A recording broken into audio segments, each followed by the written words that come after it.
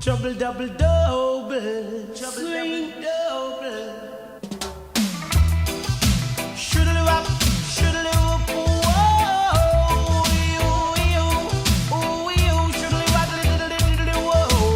Swing, and the intercom rolls and tell me to come. So she didn't have a daughter. Let's just stay with numbers. If you were to put a number on the amount of songs or albums or tracks that Rough Cut produced or have produced to date, how much would it be? How many? An estimation. That's a lot. We had our own label and we had our own studio, so we were producing artists on there. But that's there's about at least 15, 20 artists. Like from Jamaica, we had Mighty Diamonds, we had Michael Rose, we had what's his name? God's Children. What's his name?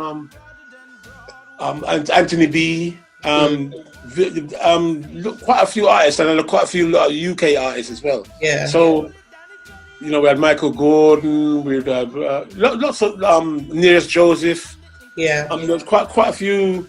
So I'd say there'd be at least a roster of about at least 30 different artists. Okay. What we actually put out and recorded ourselves. Yeah. You know, so, not just as sessions, but recorded ourselves. You know, because we had our own studio. Like that's a lot. So, and if you know, that's just the artist. So even the songs that they did, that's going to be a lot. Yes. The songs, yeah. We've done them too. We did a couple of albums with some of the artists. So you know, we put our work in. There's a lot of work put in. Yeah. Yeah. You know. So, what would you describe Rough Cut style? What was the style of reggae?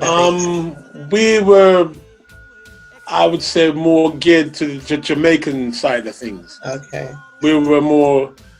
I wouldn't call us our outfit like a lovers rock outfit. Definitely not. Yeah. We were more traditional Jamaican style, because that's the common denominator between all of us.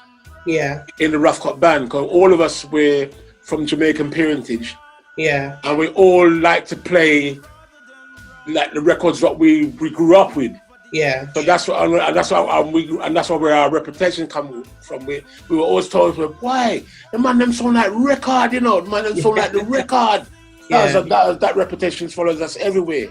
You know, the artists coming from Jamaica and coming to England, and when we start rehearsing and they go, why the man them sound like record, and we start laughing. That's what we were into. Right. We were into replicating the tunes as authentically as possible. Yeah. You know, so that's where we gained our reputation from. We were a top backing band for at least 20, 25 years. Number one reggae top backing band. Yeah. For at least 25 years, quarter century. Yeah. Easily. So that means that from, I would say, the age of 4 to let's say present day, you were honing your talent. You were honing your knowledge. I was being led naturally. Yeah. I wasn't forced. Yeah. It was just a matter of time. Yeah. That I'd get involved with music. Because even when I'll tell you a short story, like when I left school, I had a job. Right where BBMC is now, you know BBMC, with the wrestle place there, that used to be called Cherry Leisure. And I used to work in there. When I left school, they used to do arcade machines. Yeah. And you put the arcade machines up, and your Space Invaders and Galaxian, and my job was to test the machines. Yeah. It was a great job, I loved it, but I used to always come in late. I live around a corner from there, and I always come in late because I'm doing a session the night before at some studio, doing something, just getting involved, and I'd turn up late, and then they told us, look, this can't keep going on.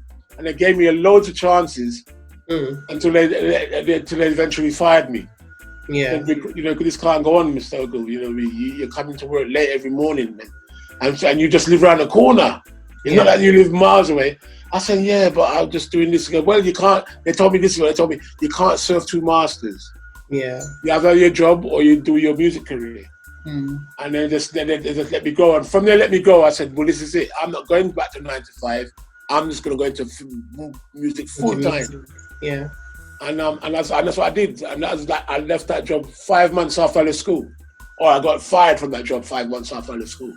So like I'm saying, but my point is I've been carried this way, whether I liked it or not. Yeah. I hear Slam Robbie say one thing. It goes, you sometimes not you choose music, you know. Music chooses you. Yeah. And I'm definitely one of those. It chose me. Yeah. It definitely chose me. So I'm one of those. Well, it benefited us all. So you know. Yeah, it gave me a career. So I can't argue about that. I can't argue about that at all.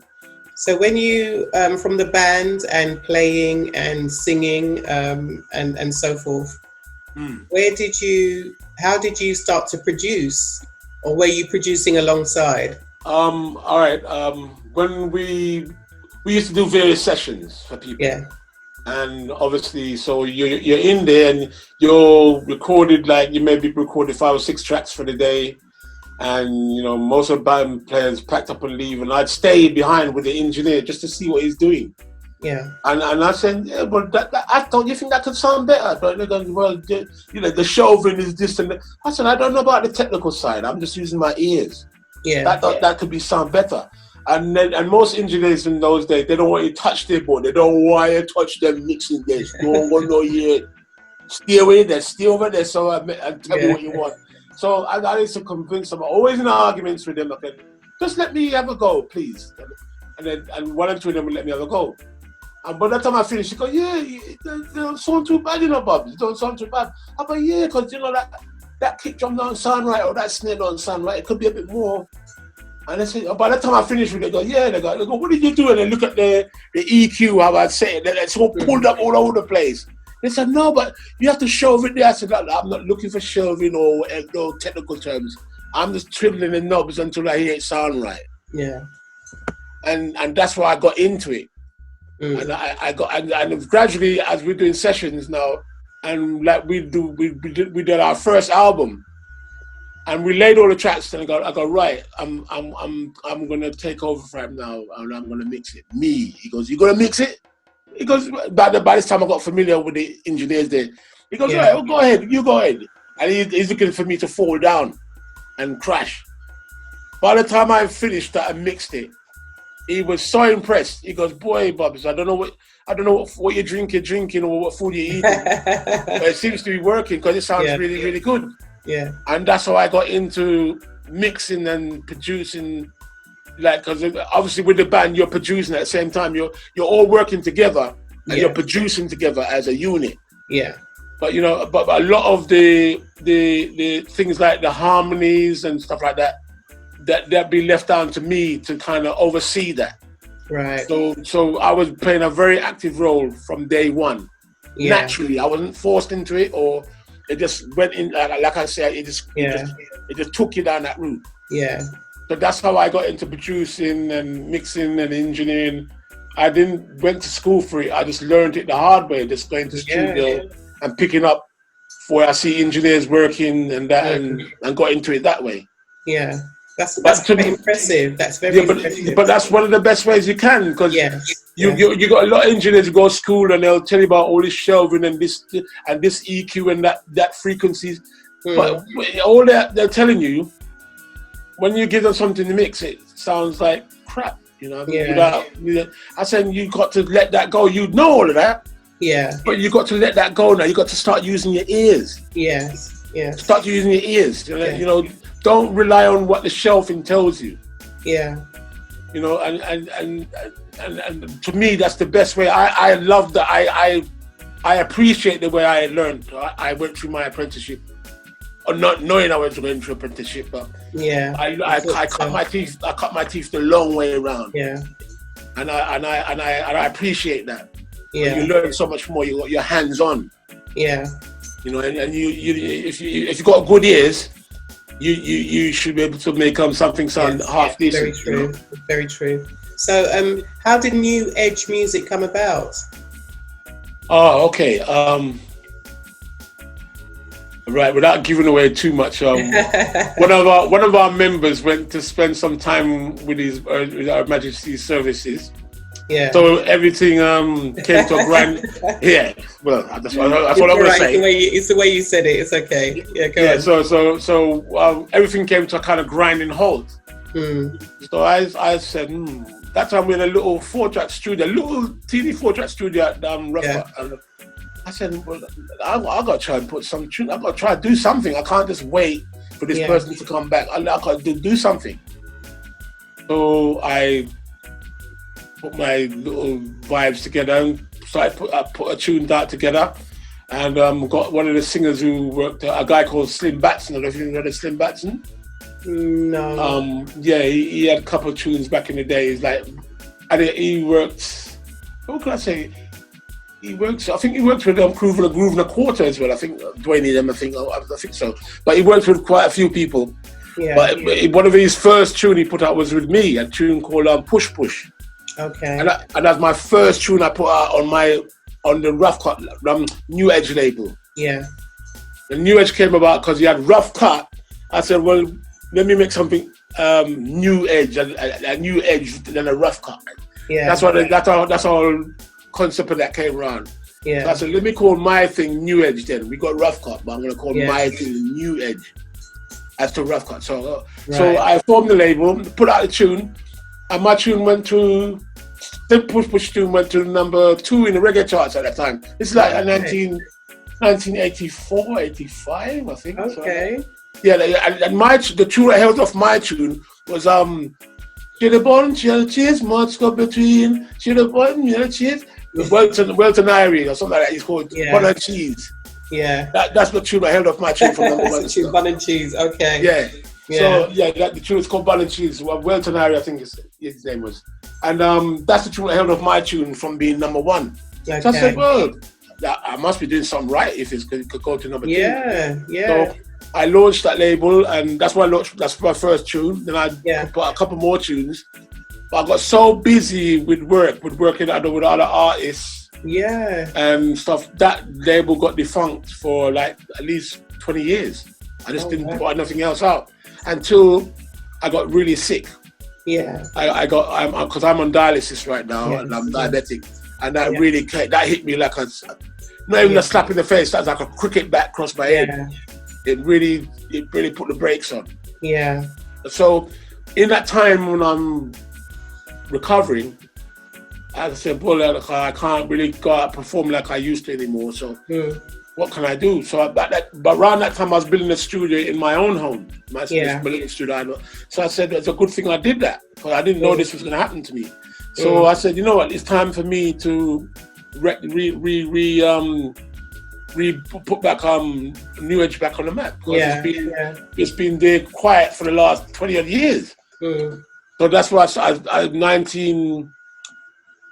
2013 I put out some releases, a rhythm track called Liat, Love is the Treasure rhythm.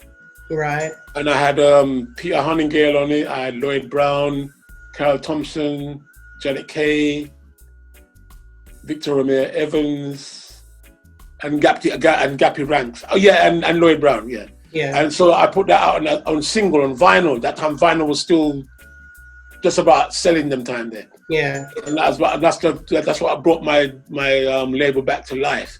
And from there I just said, you know what, I'm just going to continue with this. But from there I just started to do downloads anymore, because pressing records is an expensive thing, and I was ill and I couldn't go around and check all the record shops, and by that time record shops were disappearing. It's hardly, you could count the record shops in London now on one hand. You know, so back in the day when it was flourishing, you had record shops in every little town, but not anymore. So that's why I reverted back to. I reverted to, I should say, the download shop. That's what I got now. All my tunes are on download. So, you know, I mean, up to New Edge Records, were you aware of the impact that you were having on British reggae, on, you know, as a producer? Were you aware of how your reputation was being formed? Not really, no. I knew I was trying to do good things. And I hear one or two people whispering, saying, hey, he's got some nice tunes, you know. He's got some, you know, but like especially on social media and that, you see people talking and going, and people talking with reverence, like, and one or two people who's come and voiced with me because they know I'm a man don't mess about. We come here to work. You know, we're not coming here. We can have a talk and a laugh after we've done the work. But we're here to work. To get the thing right. You know, I'll stay with it, stick with it. And they know me to be a bit of a dragon when it comes to that. But when they hear the results at the end, they go, that sound really, hey, Bobby, you make me sound good, you know. Hey. I said, well, you know, I'm not going to put out substandard things in my ear. I've been at this too long to put out. You know, and my ear, I think, is decent enough to hear when something's good or bad. So I try. If I got something and it's not sounding right, I'm not going to put it out. No, not for the sake of putting it out. Yeah, that's right. So I've built an inbuilt quality check to myself. So it just so happens a lot of people agree with it. Yes. And then I've noticed over the years people have this reverence for me. They're going, what? You're gonna go to Bubblers? Hey, he don't ramp, you know. You better get yourself ready if you're going down there, you know. I said, I'm really like that. But really, when I check it, I probably am, because I want the best, not for just me, but for you, the artist. Yes. You're supposed to play your tune 20 years from now, and you're not supposed to cringe like this, going, oh, that note, oh, that's how, oh. Why did he put that out? You're supposed to listen to it with pride. I go, that's right. I sound that. Your name. It's your name that's on it. Yeah, exactly. Yeah, it's your name. Yeah, I understand where you're coming from. So I it's only over probably the last 5 or 6 years I've begun to see the reverence over my name. I didn't really know of it, but people were telling me, say, Bubblers. A lot of people, I got singers lining up at my door ready to sing something for me. I said, well, are you ready to go? Are you ready to go through the gauntlet with me? And it's like, yeah, man, come here. I hear your results, so I don't mind. Enough singers, like they said, I don't mind get beat up by producers like you, because you know what you're doing. You're gonna get the best. So we'll take the beating, we'll take the beating, because I know it's gonna come out good at the end. And I believe that I'm about trying to get the best quality. I don't think I'm the best producer, but whatever I've got, the little what I have or whatever, I'm trying to get the best of it. And I learned that from the Jamaican side of the family, because, I said Jamaican side, my mom and dad's Jamaican, but like when I listen to Jamaican producers, they have sometimes they have little bit of things. And they make it sound so good. And that's what really influences me more time. Not so that I don't get influence from the English side, because I'm here and I'm watching the standard and everything like that. But the Jamaicans, when I work with Sly and Robbie and that, and I have a good nat with them and talk about certain things. There's sometimes, Bubblers, you will hear certain tunes and you hear some odd drum sounds I'm playing, because I don't have enough drums. I'm using the back of a chair or a bucket as a tom-tom or something. I go, really? He goes, you have to use what you have, Bubblers. You have to use, You have to make and sometimes when you listen back to it, you go, you never would have thought of using it, but it sounds good. By the time the engineer gets his hands on it and tweak and turn it, it sounds like something good. And I said, you see, you have to make the best of what you have. You know. So I believe in that. I believe in that philosophy greatly. And I always use it to make.